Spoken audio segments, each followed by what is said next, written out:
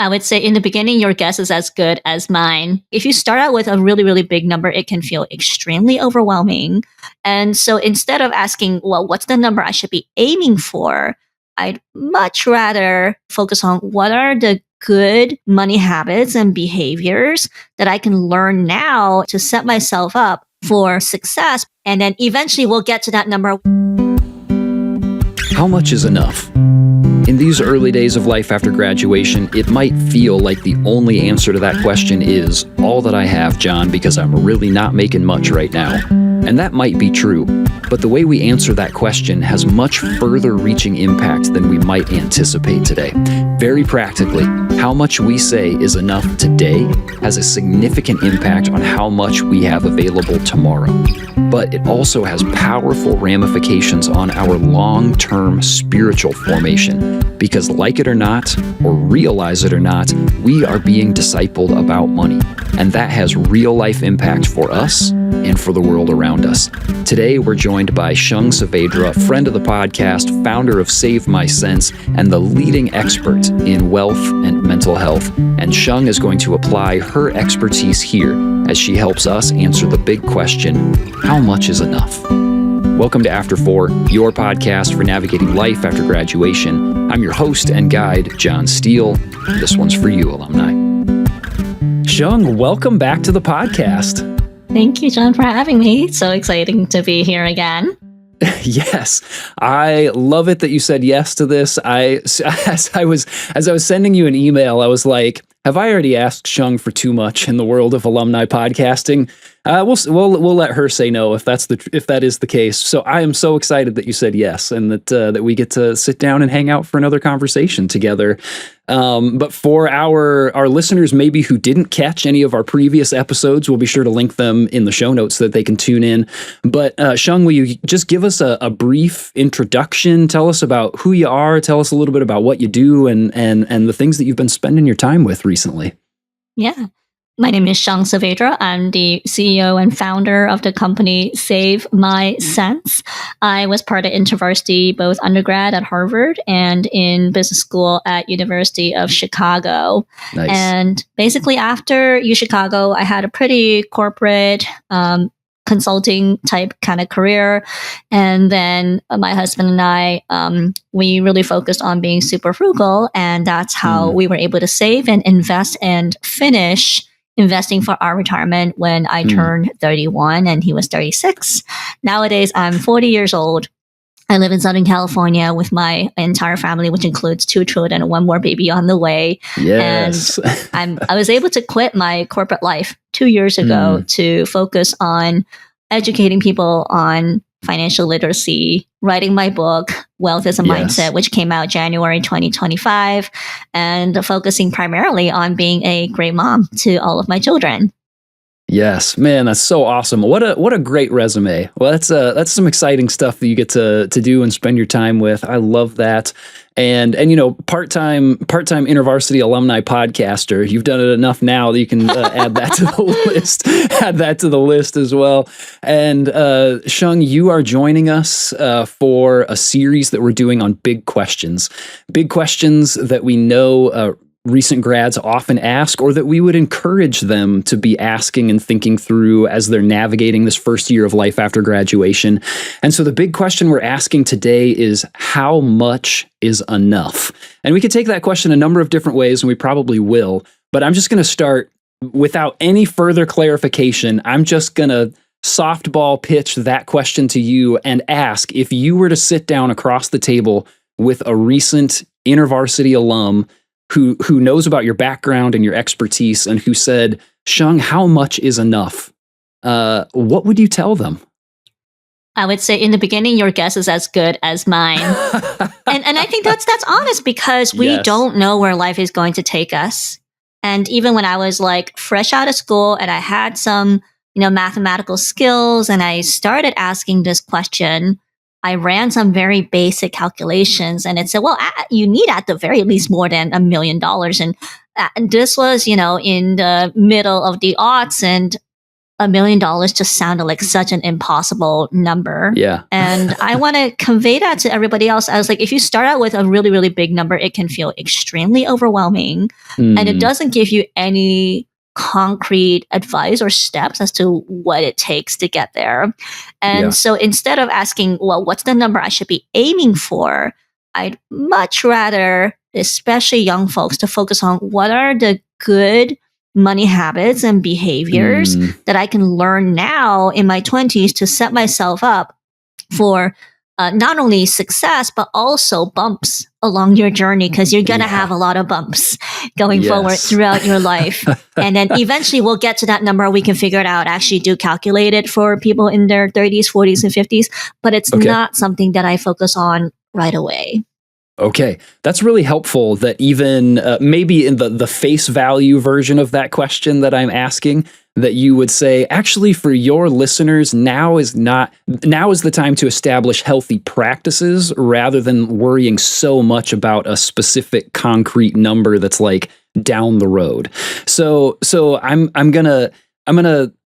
now going to dig into the weeds just a little bit on that question and ask it in two different ways. I'll modify the first one a little bit based on what you've shared already. Okay. So I'm hoping we can answer this question in two ways. One is very practical, and one is actually at the level of spiritual formation. And honestly, formation actually sounds like the right word to use for both of these.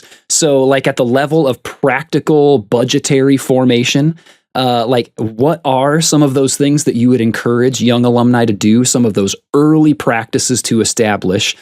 But then the second question I hope you'll answer for us is, at the level of spiritual formation, how do we discern how much is enough according to like what I need to live day to day and throughout my lifetime, which draws on the first question that you'll answer.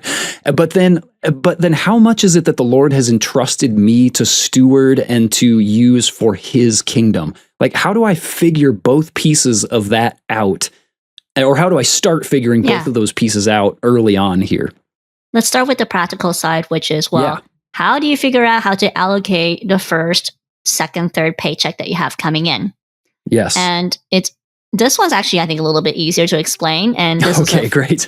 brilliant phrase that the financial aid officer at my business school told us on like the first day of orientation. She said, if you live like a CEO when you're a student, then you're going to live like a student when you're a CEO. Wow. And the point to that is basically saying, the more you spend, less you have available to build up savings and build up wealth.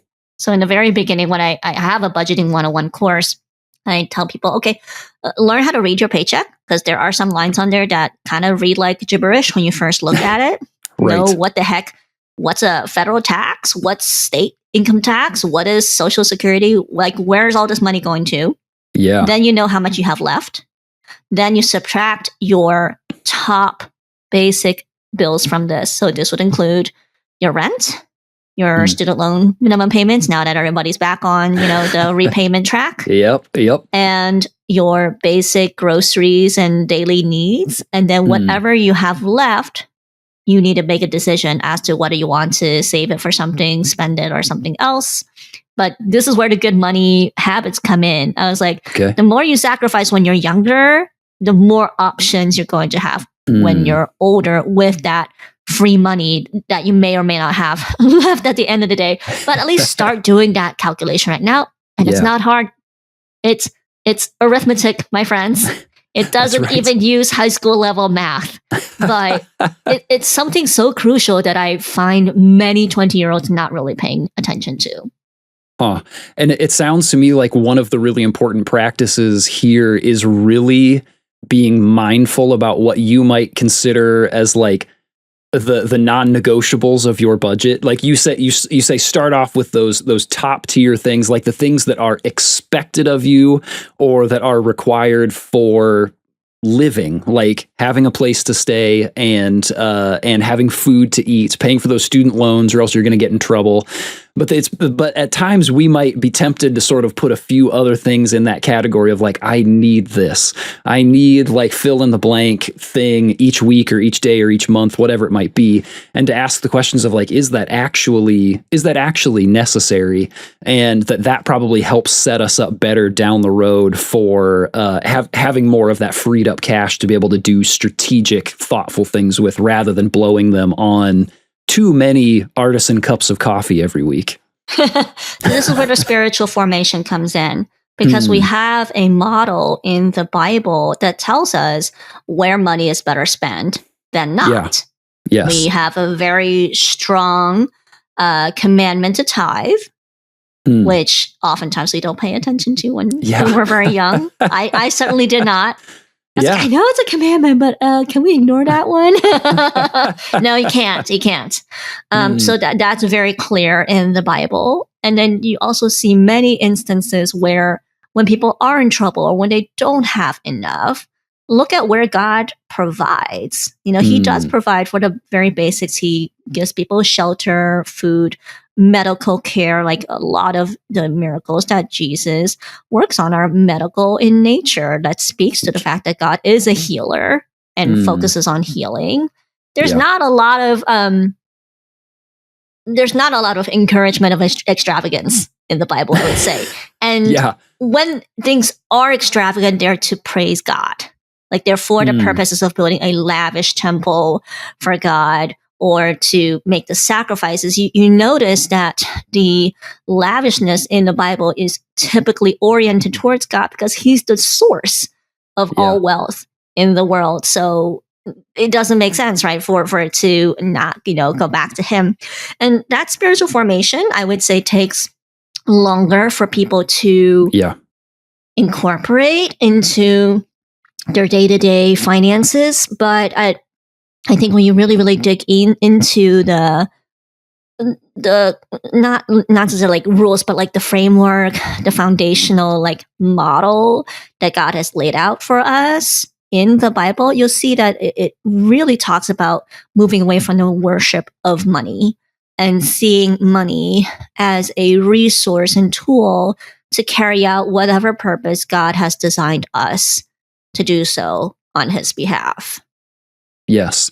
Yeah. And whether we want to really acknowledge it or not, money is one of those things that we are being discipled about. We are being discipled in finances and money and what the purpose of money is, how we use it, whether it's ours or not. Like, we are being discipled in those things by lots of messages from the world and from our churches and everywhere. Like, there's discipleship coming at us from every angle. And whether or not we're being thoughtful about the messages we're receiving, that's something for us to sort of keep in mind. Like, what am I hearing? What am I observing around me about the ways that money is meant to be used? And where is that, whether I realize it or not, or whether I'm doing it purposefully or not, where are the ways that I am applying what I'm learning in my own finances?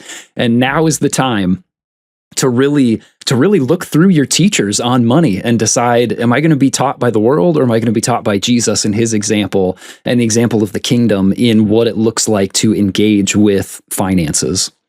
And that is super difficult without accountability, without being in community with other believers. Because if you don't do that, the pull of what the world believes around money is so strong. I mean, that's why the Bible writes about the allure of money and power so many times, because it knows it's probably one of the areas where the devil has a lot of energy focused on. Yes. Yes. And having also experienced the pull of lifestyle inflation, right? It's very attractive. It does make you feel good in the short term to pursue lifestyle inflation. People celebrate it in the media. So I also want to acknowledge that to try to resist all of those temptations is very revolutionary. It is very countercultural, and you're going to look very different. And that's part of following Jesus Christ, is that you're not following what the rest of the world is doing. Yeah. And I also think one of the messages that is sort of tied, like there's a thread tied to this, is the way that we observe our work and our ability to work, is that, we can think like, well, money, the paycheck that I get is my reward for all of my hard work and all of the influence that I've put into my job and the things that I've sacrificed and, the time that I spent at school and investing that time. This is sort of my payout for doing those kinds of things. And it can almost boil down the dignity of my work and the influence that I get to have on the world around me to just dollars and cents. And like, this is my reward right here. And so I need to keep working hard so that I can keep getting my reward. And then I'm going to spend my reward the way I want to because it's my reward. And boy, that really kind of dumbs down the beauty of what we've been invited into as beings who work and who invest in the world around us in these different ways, and who are working for as unto the Lord, and not for a paycheck at the end of the week. I mean, if you think about it, in the Old Testament, some of the most influential people are very, very broke priests. Yes, exactly. Oh my goodness. Absolutely. And prophets and people who are, John the Baptist, who's preparing the way for Jesus Christ himself, is like living in the desert, wearing his burlap underwear and eating bugs. I mean, you talk about somebody who's not having an extravagant life. And then Jesus follows right up with that of, the Son of Man doesn't have a place to lay his head at night. And like, wow, what an interesting invitation. And then when you fast forward into the early church, like you mentioned tithing. And what's funny is that I would say that the example of the early church is something even far more generous and sacrificial than even just that tithe. It is where whatever the need was, people supplied the need so that there was nothing for their community to worry about. And it was like people would sell off chunks of land and bring the money and give it to the apostles, and they would give it to everybody. And it's like, man, you talk about sacrifice. That is pretty insane. And that is a big calling as far as the resources that we've been given and the ways that those can be invested into the community around us. Absolutely. And I think, John, you and I, we talked on an earlier episode as to, well, how do you, as a Christian, view being blessed with a lot of money? Because, part of the reason why my husband and I were able to save and reach retirement so early is because we were also highly compensated workers in corporate America due to our education and our degrees and everything that has happened. And I don't feel shame over that because... Great. And I don't want people hearing this episode to feel like shameful if you are a highly compensated individual either. Because God gives each of us resources and talents for a very specific purpose. And so it doesn't mean that people who make more are just necessarily better people. That's absolutely not biblical at all. But he makes it very clear that however much money he gives us, we are his portfolio managers. So if we get a lot, and to just talk about the boss who gave the talents to his 3 servants, to those to whom much is given, you're also expected to manage it extremely well. So if you are in a highly compensated industry, or if you have a lot of resources, then the expectation, I think, from God is also like, what are you using it for? Are you using it to serve yourself? Or are you using your network, your talent, and your resources to serve, really, really great purposes that God has in mind? And I think that was where it really helped solve the conundrum for me in the beginning, because I was like, oh, am I sinning by making a lot of money? Like I seriously thought at some point that maybe I shouldn't be making a lot of money, that maybe all of this is wrong. But as I also explored, I went through my spiritual formation years, many, many years of asking these tough questions. I landed on, okay, whatever you do have, make sure that you're using it more so to serve others than you are using it to serve yourself. Yes. Okay, so then can we keep narrowing in? We've been talking around this and in it already, but can we keep leaning into this idea of spiritual formation? And in your experience, whether it's personal, and the years of formation and asking those questions that you have spent, and I'm sure continue to spend, and having check-ins with the Lord of like, okay, God, has anything changed about how you're inviting me to invest?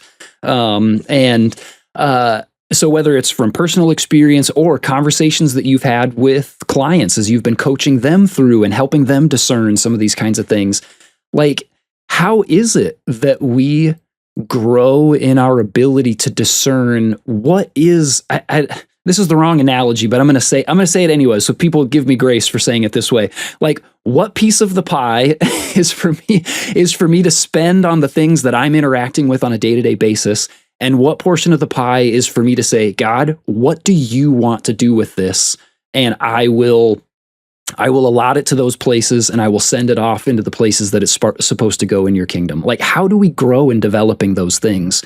Take us there, please. Well, the good news is if you ask God for advice in this, he will present you with situations like this. Yes. And especially when I realized, okay, I wasn't tithing as much as I should be. So this was a thing that I confronted myself with in the mid-20s. And I was like, okay, wait, to tithe up to the 10%, I actually do need to pull back on some of my spending. And so I asked God for help. I was like, I would like to get there, but right now I don't really know how to. And then so over time, I realized I just got more and more creative with saving money. Like, just things started to click. I learned how to live with less things. I learned how to shop thrift. I found out that you don't have to pay full price for everything. There's always a way to get it for less if you really get creative. So those things happened over time. And then, there was a point in my life too where I was like, well, I'm not sure what themes I like my giving to go to. Because I think most people have themes. Like most people have certain organizations and things and beliefs that they want to uphold, right? Thankfully, my husband had some idea, but those were his ideas. And then I also found that throughout my life, I'm like, yeah, there are going to be causes that I get more and more excited about. And then you engage with people who do work in those areas. And then naturally people are going to come and ask you for money. Like, that's a given. You're naturally going to have people come and ask you for money if you're not in ministry yourself, right? So I'm like, okay, that's also not that hard. You get asked to give. And then I think some of the other times where I really found my understanding of money grow in leaps and bounds, it's actually in the hardest moments in your life. Like, for example, having a terrible time job searching and not being able to pivot, or perhaps getting a bad review at work, which means a lot less bonuses and things like that. Or, for example, after I had my first child, confronting my own beliefs around how much time do I dedicate to corporate work versus, dedicating to motherhood. So God is also going to present very challenging situations into your life. And those are, they're not pleasant opportunities. None of them are ever pleasant. But I think once you go through a lot of discomfort, it's also good to pause and say, hey, remember, sometimes the discomfort is the growth that God is asking you to do. And so this is when you have to lean on wisdom. I read a lot of books. For example, I highly recommend the book Every Good Endeavor by Timothy Keller. Really, really great book about thinking about the purpose of your career. And he also wrote a similar book called Counterfeit Gods, which talks about what are going to be worship of other non-godly things that come up when you're more of an MBA or business background. So read books, going to community group or Bible study, important. And then sometimes a random sermon, brings up all those things. So I think those difficult circumstances also challenge you to have to grow if you want to, grow deeper in your relationship with God. Yes. Yeah. So I hear a few different approaches to sort of feeling this out. One is there's some level of observation of other people. You mentioned your husband, and like, he's passionate about giving in these places. So, okay, this is where we start. But then It doesn't just end with, oh, I'll give where other people are excited to give. And it's like, no, what are the things that I'm excited about? Where are the places that I'm really passionate about? And like, oh, guess what? There's a ministry that's doing that. I'm going to give there. Or there's a very practical boots on the ground organization that's doing that, like in my city or in my hometown. Like, okay, sweet. I'm going to invest there. But also that there are that there are difficult formative places that provide us with an opportunity to say, okay, when you are walking through the valley of the shadow of death, do you believe that giving is still one of those right paths that the Lord is leading you on, even as it goes through a difficult circumstance, a difficult time, and to say, okay, those are formative moments that help me decide and discern what does it look like to be generous and to invest in the kingdom. As you talk about those experiences in particular, it reminds me of the story of Elijah. I think it's Elijah. Sometimes I mix up Elijah and Elisha, but Elijah, he's delivered the bad news to King Ahab. I believe that, like, hey, guess what? For 3 years, there's not going to be any rain. Yeah. And then the very next thing that happens is Elijah goes out into the desert and he needs to be provided. Elijah. Like it is Elijah. Okay, he goes out into the desert and the Lord provides for him from a brook and from ravens but eventually the brook dries up, which is funny because that is like the result of no rain. But then the next thing that happens is the Lord sends him into a town and says, go talk to this woman and she's going to provide for you. And I think a lot of the times I like to put myself in the position of Elijah and say, like, okay, the Lord's going to provide for me. He's going to take care of me. And that's true. But sometimes I'm that woman, because what's interesting is that her story was one of Elijah asking her for food. And she says, actually, I have just enough to feed myself and my son. Yes. And that's it, like one more time. And then we're done. Yeah. And Elijah's still like, would you feed me first? And sometimes we're put in that position, which requires a lot of wisdom, discernment, and trust of saying, like, okay, God, I'm in a tight spot and somebody has just asked me to help support them. What in the world do I do?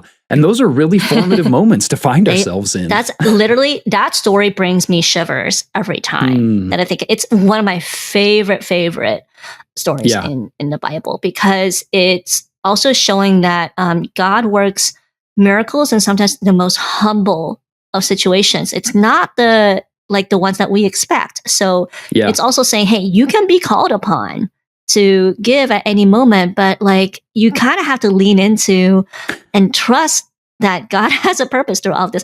And I'll actually share a personal story from my work. Thank you. So 2 years ago, in June of 2023, I left my very, very cushy corporate job to become default parent to my children and run Save My Sons on the side. So to give people an idea, in a typical day, I wake up from 6:30 a.m. and I go to sleep hopefully around 10 to 11. I don't know if that always happens. Sure. So the time that I have dedicated to working on Save My Sons is usually from 10 a.m. to about 4 p.m. in the afternoon, but it is interrupted by, notifications from children's school, running errands, cooking, cleaning the house. So you can imagine it's not a full 6 hours of work. It's like interrupted couple hours of work. Whereas people who work a more corporate job, you probably have an uninterrupted 8 to 10 hours to work each day, depending on your schedule. So that's already frustrating. And then early 2025, a lot of turmoil happened in the economy. So we had mass layoffs in high-end service and tech industries. Then we had uncertainty over the tariffs and how that would play out. And then across all of this, basically my business, which I do charge for my work, because I do think people need to pay to actually want to do the personal finance that's involved. I saw my work income drop. Like we're talking 40 to 70% year over year drops, depending on what month we're working on. And even though I didn't depend on the income, I was like, I feel like God is saying something, and I don't know if he's telling me I need to quit or do something else. I was like, what is this telling me? I don't know. Yeah. Okay. And at the same time, I'm pregnant with a third kid and, talking to my husband through all of this.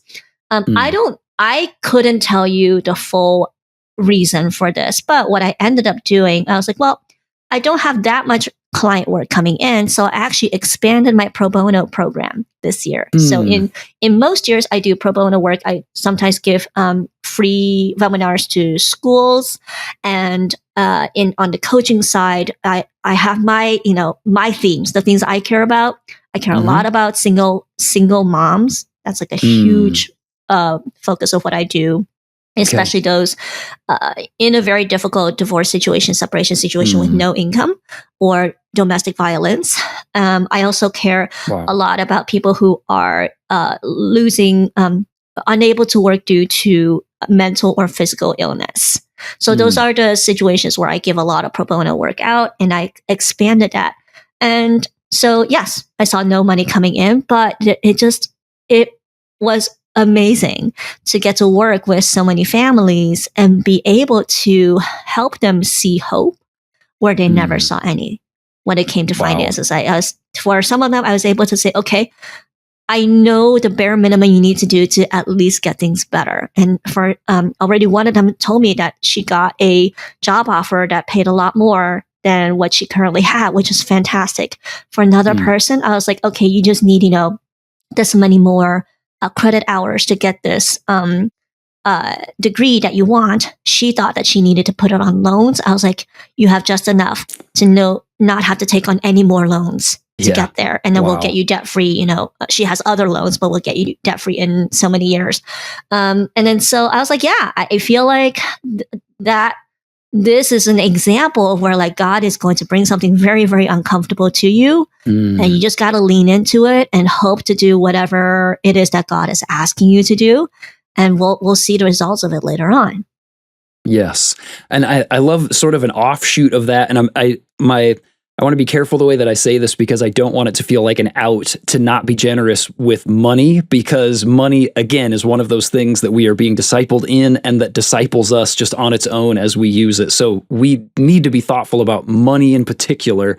But the other thing that you're bringing up there to me is the creativity of generosity. In that, what you were doing in those spaces was you trusting the Lord for Him to provide, but was also you giving in ways where you're like, this is what I have to give. This is the way that I can be generous to people around me. It's in my expertise. It's in my passions. It's in these particular, engaging with these particular people groups. And I really want to lean in here because I feel like this is what God is inviting me to do in this challenging season. And to say, generosity is so much bigger than we oftentimes boil it down to, which is just, am I giving enough money away? Yeah. And while we do need to be generous with our finances because it's something that influences the condition of our heart for some reason. God, why is money something that does that so powerfully? For some reason it is, and we need to keep doing that. But also, we can be creative about the ways that we are generous. And so we can grow our generosity portfolio in using our time and our talents in these unique ways, like what you've just demonstrated in that story, which is super cool. Yep. And the other story in the Bible that I think about a lot of how like our unique skills are used in different ways is actually the David and Goliath story. If you think about it, David eventually becomes, one of the greatest kings in the Bible, but he's the 8th born son, like the one that nobody cares about. Yeah. Really. He looks after the sheep. And because of his skill set as a shepherd, he knows how to aim rocks. And then that's what led him to defeat Goliath. And it's just like, who could have known? Who could have known that was what God intended for David to do at that time? Yes, exactly. Who could have known?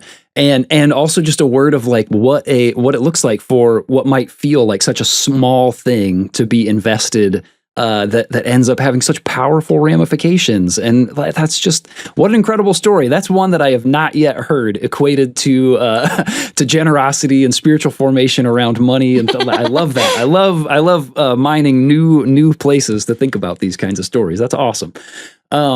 Shang, we've talked about a number of really fantastic things here, and so I'd like to angle us towards closing out our time together with two final questions for you to address. One very practical and one sort of wide open for you. One is that you have a ton of experience doing this work one-on-one with people or with couples or whatever it might be. And you're an InterVarsity alumna. So like, it's just right there, it feels like, gosh, there's just so much trust that automatically builds because you get where our alumni are coming from in really powerful ways. And that's super cool. So I'm wondering, like, for our alumni, how can they keep engaging with you and the work that you're doing in this really critical season of life as they think about money and how much is enough and how do I form that part of my life? So how can they engage with you? And second thing, is there a final piece of advice or just a shepherding word of encouragement that you would give to an alum who's asking these questions about how much is enough? Yeah, I would say a lot of the knowledge that I've had in my head got summarized in my book. So check out my book, Wealth is a Mindset by Shang Saavedra. But you can also, if you're on social media, you can find me on Instagram at Save My Cents, cents as in cents and dollars, all one word. And I try to make it fun.